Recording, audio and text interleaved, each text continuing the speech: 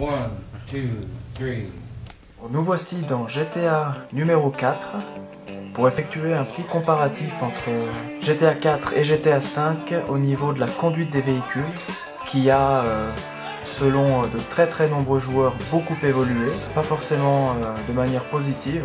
Alors, on va commencer le comparatif de suite. Premier élément, qui est un point positif pour GTA 5, c'est la possibilité évidemment de modifier les véhicules, de faire du tuning ou de la préparation sportive. Alors une accélération qui est forte, voilà, et une très grande impression de vitesse, avec les contours flous qui se déprécisent avec la vitesse.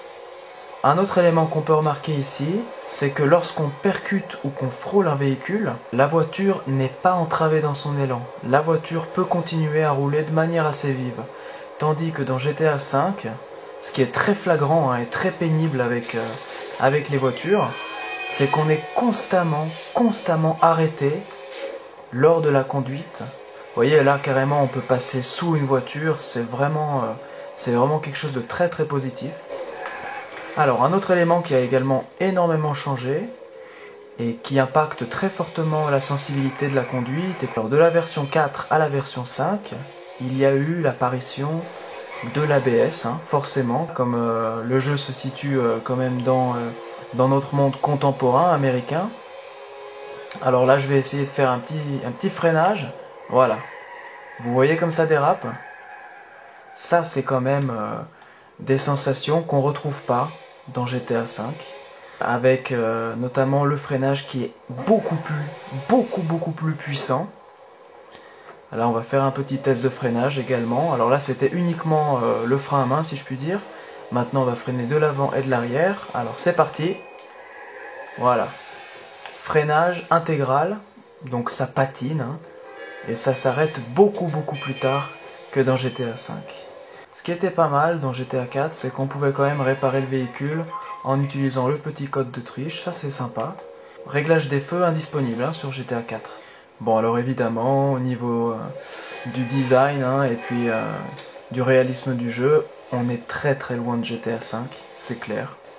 GTA 5 vraiment constitue une évolution très forte et très pointue sur les graphismes, sur les détails, sur les dialogues des personnages également. Mais finalement, moi je trouve que ça a son charme. Un petit jeu un peu vintage comme ça finalement, même s'il est de 2008. Voilà, on est en 2013. Donc 5 ans après, il y a déjà un petit aspect décalé. Le viajero, il y a quand même, au niveau de ce viajero, une sensibilité, une impression de, voilà, regardez ce flottement. Vous voyez, on peut vraiment faire déraper le véhicule.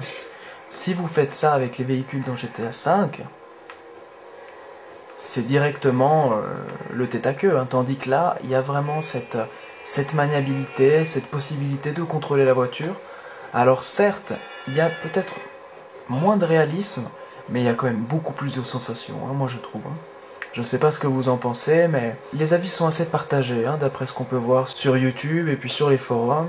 Le nouveau mode de conduite qui se rapproche un peu plus de la conduite d'arcade peut séduire, parce que c'est vrai que c'est quand même très sympa, on a peut-être une direction plus pointue, mais bon, ça, pour moi finalement, il y a une perte au niveau des sensations et au niveau du plaisir de conduire.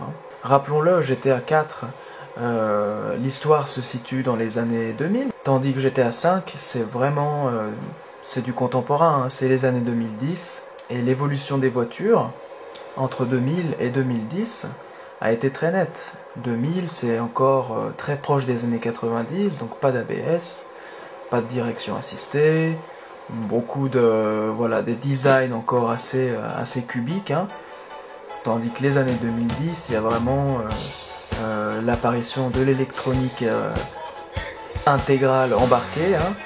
Moi, je suis vraiment pas partisan de ça, et je crois que dans GTA V, Rockstar a développé cet aspect réaliste.